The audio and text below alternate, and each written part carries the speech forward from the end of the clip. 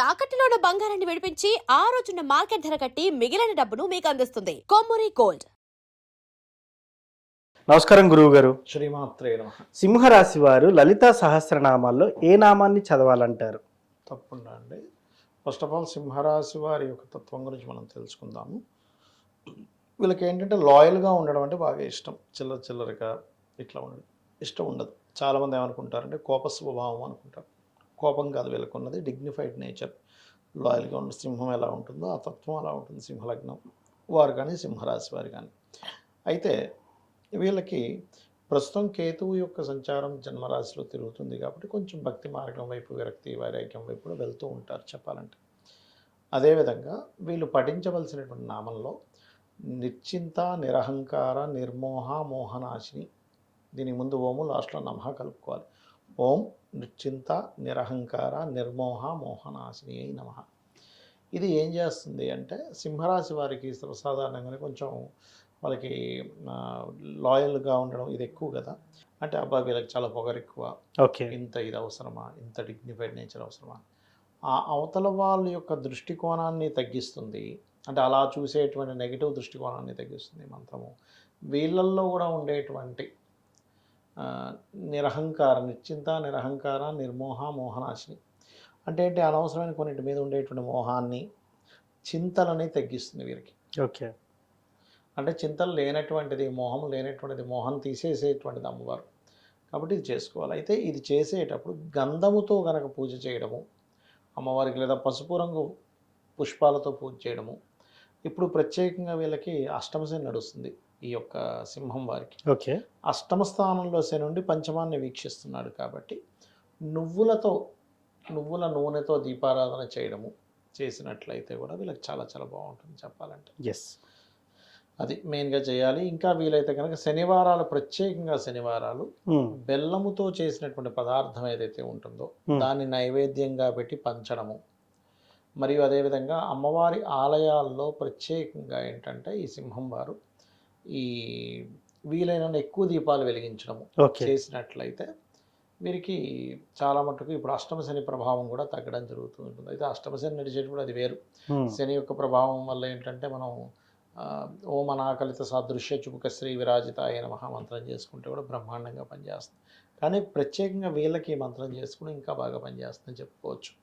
అయితే ఇక్కడ చాలామందికి ఏంటంటే ఏమంటే నాకు పలకడం రాదు, స్పెల్లింగ్ మిస్టేక్ వస్తాయేమో అని భయపడుతూ ఉంటారు.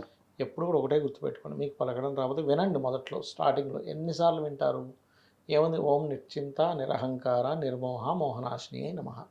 ఎంతసేపట్లో వస్తుంది మీకు ఇది? ఆ ఒక్క బిట్ వరకు మీరు కట్ చేసుకొని పదే పదే వినొచ్చుగా. లేదంటే 100 సార్లు రాయండి, వస్తుంది కదా.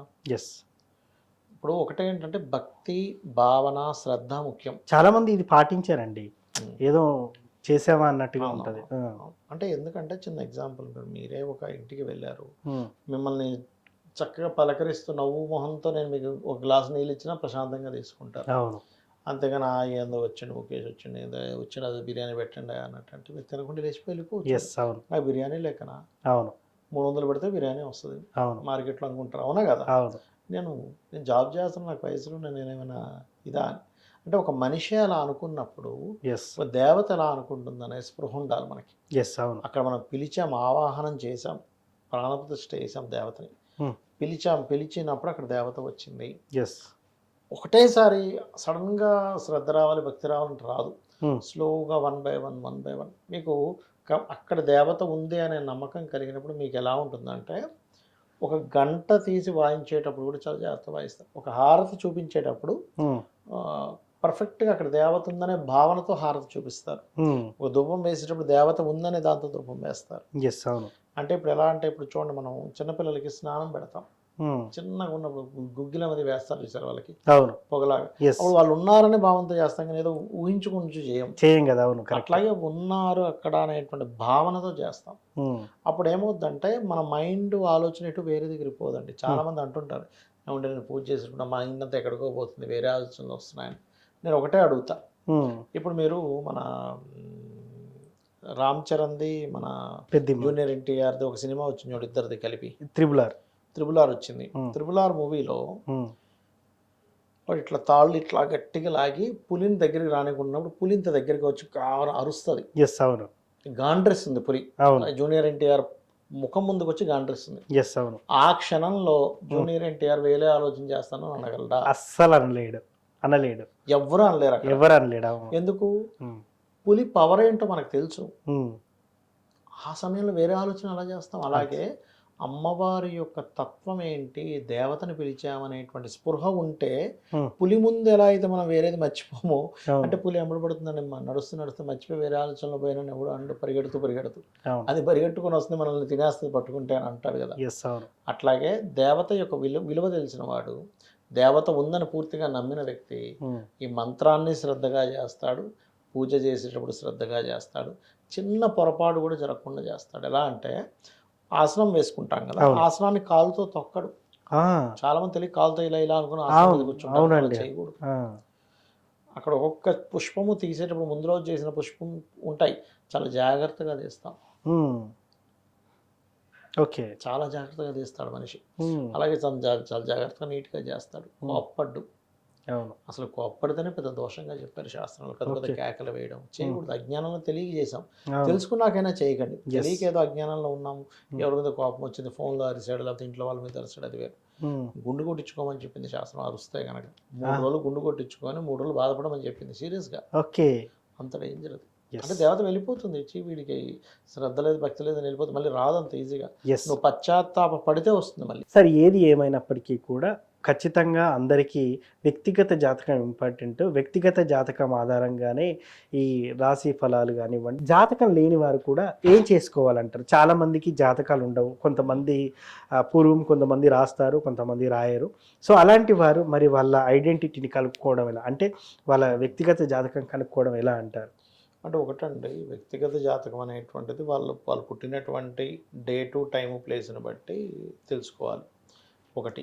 రెండవది ఏంటి అంటే ఈ అసలు జాతకమే లేదు కానీ లలితా సహస్రనామాల్లో ఏం చేసుకోవాలంటే ఒక్కొక్క దానికి ఒక్కొక్క నామం ఉంది ప్రత్యేకంగా. ఇప్పుడు చూడండి, ఎవరికైనా సరే కెరీర్లో సెట్ అవ్వాలి బాగా, అలాంటి వాళ్ళు ఓం మాణిక్యం ఒకటాకార జానోద్వయ విరాజితాయ నమః చేసుకోవచ్చు. లేదంటే బిజినెస్లో ఇంప్రూవ్మెంట్స్ అవ్వాలి, ఓం ఇంద్రగోప పరిక్షిప్త స్మరతోనాపజంగికాయ నమః. ఈ ఇంద్రగోప పరిక్షిప్త నామం ఏదైతే ఉందో వాళ్ళ లైఫ్లో, అంటే వాళ్ళ జాతకంలో 11th హౌస్ పాడైంది అనుకోండి, ఇది చేసుకోవడం ద్వారా హ్యాపీనెస్ అనేది పెరుగుతుంది, సక్సెస్ రేట్ అనేటువంటిది పెరుగుతుంది. అది అదేవిధంగా మరొక విషయం ఏంటంటే ఒక్కొక్కసారి కొంతమందికి అనారోగ్యంతో బాధపడుతుంటారు చిన్నప్పటి నుంచి కూడా. అలాంటి వారు ఓం సర్వవ్యాధి పరశమని సర్వమృత్యు నివారిణి అగ్రగణ్య చింత్యరూప కలికల్మషనాశిని నమః చేసుకోవచ్చు. ఇలాగా ఎవరెవరు దేనికి సంబంధించి చేయాలో దానికి సంబంధించి చేసుకునేటువంటిది ఉంటుంది. అదేవిధంగా మరి కొంతమందికి ఫైనాన్షియల్ ఇబ్బందులు ఉంటాయి, అలాంటప్పుడు ఓం ధర్మాధ్యక్ష ధనాధ్యక్ష ధనధాన్య వివర్ధిని నమః. అంటే ఇక్కడ ఏంటంటే వ్యక్తిగత జాతకంలో కనుక 2వ భావం పాడైంది అంటే ఫైనాన్షియల్ హౌస్ పాడైంది, అప్పుడు ఈ ధర్మాధ్యక్ష కానీ లేకపోతే ఓం సంపత్కరి సమారూఢ సింధుర ప్రజ సేవితాయ నమః కానీ చేయొచ్చు. ఇలా ఏంటంటే ఒకటి ఇక్కడ చాలామంది ఇప్పుడు మీరు అడిగినట్టు కొంతమంది ఎట్లా అడుగుతారంటే, ఏమంటే నేను ఎప్పుడు పూజలు చేయను కానీ ఇప్పుడు నాకు కష్టం వచ్చింది కాబట్టి దేవతను వెళ్ళి అడిగితే నేను స్వార్థం కోసం అడిగినట్టు ఉంటుందేమో అనుకునే వాళ్ళు చాలామంది ఉన్నారు. ఎస్ అవును. నేనేమంటానంటే, ఒక తల్లికి బిడ్డలు ఉన్నారు, 4 బిడ్డలు ఉన్నారు. ఒకవాడు తల్లితో పెద్దగా కనెక్టివిటీలో లేడు, మిగతా 3 బాగానే ఉంటారు. కానీ వీడికి ఆకలేసింది, ఎవరిని అడగాలి? తల్లినే అడగాలి. తల్లి ఏమైనా నువ్వు సరిగ్గా కమ్యూనికేషన్స్లో లేవు కదా నీకు పెట్టను అంటుందా? అన్నది కదా. అన్నది కదా. అందుకని తల్లిని అడగడంలో తప్పు లేదు. అయితే నువ్వు అడిగేటువంటి దానిలో ధర్మబద్ధమైంది అయి ఉండాలి ఆ కోరిక. ఎస్ పక్కవాడికి పోవాలి, జాబ్ పోవాలి, ఆ జాబ్ నాకు రావాలంటే ధర్మబద్ధం కాదు. అంతే కదా. నేను పడుతున్నటువంటి కష్టానికి నాకు మంచి ఉద్యోగం ఇవ్వు, అది ధర్మబద్ధం. ఉమ్, అలాగా చాలామంది ఏంటంటే కొన్ని నేను మొన్న కూడా ఒక జాతకం చెప్పినప్పుడు అతను అదే అంటున్నాడు. ఏమంటే, సార్ నేను ఎప్పుడు చేయను, ఇప్పుడు చేస్తుంది, ఏదో దేవుడిని స్వార్థంతో అడిగినట్టు ఉంటుందేమో. అలా అనుకుంటాడా సార్ దేవుడు? అనుకోవడం. ఎందుకంటే తల్లి ఎప్పుడైనా అనుకుంటుంది, అనుకోదు. వీడి స్వార్థంతో నన్ను అన్నం పెట్టమని అడుగుతున్నాడు, వీడి స్వార్థంతో నన్ను కూర వండమని అడుగుతున్నాడు అనుకుంటుందా? ఆనందంగా పెడుతుంది. ఇంకా ఎస్ అవును. అరే ఇంకో ముద్ద వేసుకోరా అని పెడుతుంది. అలాగే భగవంతుడు కూడా నీ యొక్క కోరిక కనుక ధర్మబద్ధమైంది అయితే ఆనందంగా ఇస్తాడు, నీ కోరిక ధర్మబద్ధమైంది కాకపోతే ఇప్పుడు అనడానికి రామాయణంలో ఒక వృత్తాంతం కూడా ఉంటుంది.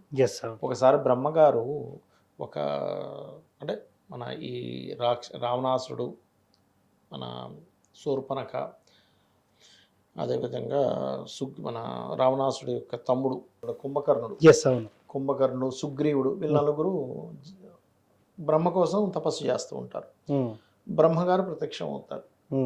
ప్రత్యక్షమే శూర్పణఖ ఏదో కావాలంటే ఇచ్చేస్తారు. ఓకే. దాని తర్వాత రావణాసుడి దగ్గరికి వస్తాడు.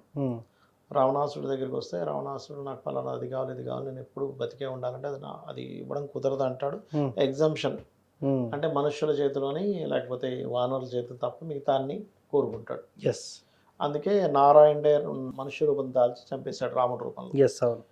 ఇక సుగ్రీవుడి దగ్గరికి వెళ్ళినప్పుడు సుగ్రీవుడు ఏం చెప్తాడంటే, నేను ఉన్నంత కాలము, జీవించినంత కాలము ధర్మాన్ని నేను తప్పకుండా చూడు స్వామి అని అడుగుతాడు. ఓకే. అప్పుడు బ్రహ్మగారు మెచ్చుకొని నాకు చిరంజీవత్వం ఇస్తాడు. ఎస్. ఇక్కడ రావణాసుడు అడిగినా ఇవ్వడు, అలా ఇవ్వకూడదు అంటారు, కానీ ఇక్కడ ఇస్తాడంటే దాని అర్థం ఏంటి, ధర్మానికి ముడిపడి ఉంటే, నువ్వు ధర్మంతో కనెక్ట్ అయి ఉంటే భగవంతుడు మెచ్చి నీకు ఇస్తాడు. ఎస్. మరలా ఇక్కడ కుంభకర్ణుడి దగ్గరికి వెళ్తుండేసరికి దేవతలందరూ వచ్చి బ్రహ్మను పట్టుకుంటారు. అయినా వాడు ఇప్పటికే మేము చచ్చిపోతున్నాం, వాడు బాడీకి అది, మీరు మళ్ళీ వరాలు ఇస్తే ఇంక మేము ఇంక భరించలేము, ఏదో ఒకటి చేయండి అంటే నన్ను ఏం చేయమంటారు, జపం చేశాక నేను రావడం వరాలు ఇవ్వడం నా యొక్క డ్యూటీ, తప్పదు అంటే సరే ఏదో ఒకటి చేయండి అంటే అప్పుడు సరేలే అని సరస్వతీదేవి చెప్తే సరస్వతీదేవి కుంభకర్ణుడి యొక్క ఆలోచనలోకి నాలుక మీదకి వస్తుంది. ఎస్. వచ్చి ఇతను ఏం వరం కావాలంటే ఆవిడ మార్చేస్తుంది. ఎట్లా అంటే నిద్రపోయేలా చేయి, మంచి నిద్రపట్టేలా చేయి స్వామి అని. తదాస్తు అంటాడు. వాడు 24 గంటలు నిద్రపోతుంటాడు అంతే. సో ఏది కోరుకుంటే అదే అన్నట్టు. ఇంకా అలా ఏంటంటే మనం చేసిన జపానికి, మనం చేసిన పూజకి రుణం ఉంచుకోకూడదు కాబట్టి అమ్మవారు ఇస్తుంది. ఎస్ అవును. దాన్ని మనం తల్లిగా భావించినప్పుడు స్వార్థము అనుకో. మీ భావన తల్లి లేదా తండ్రి అనే భావంతో ఉన్నప్పుడు మీకు స్వార్థం అని అనిపించదు ఫస్ట్. ఎస్. ఎప్పుడైతే ఎక్కువగా స్పిరిచువల్లోకి వెళ్ళిపోతారో ఆ స్వార్థంగా అసలు కోరిక కోవద్దు ఫస్ట్. ఎస్ అవును. అది. సో ఏ లలిత సహస్రనామంలో ఏ నామాన్ని చదివితే ఎటువంటి ఫలితాలు ఉంటాయి, అదేవిధంగా జాతకం లేని వారు ఎలా జాతకాన్ని తీసుకొని ఐడెంటిఫై చేసుకోవాలనేది ఫుల్ క్లారిటీగా ఇచ్చారు సార్. ధన్యవాదాలు. శ్రీమాత్రే నమః.